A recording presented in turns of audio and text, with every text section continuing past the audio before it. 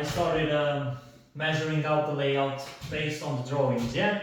And you want to line up everything on the wall and mark them up. So I already done that. We're gonna have a sitting bench here with a tall unit, with a microwave, and I'm gonna have a PowerPoint here.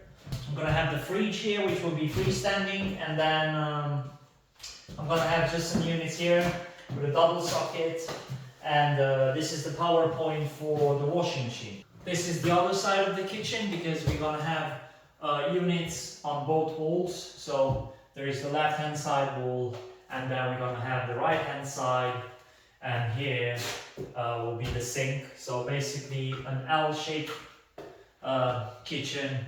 And by the way, all the built-in appliances will need to be spurred. So as you can see, this is the old spur panel, and that means that every time you turn this off, it will turn, for instance, the washing machine off.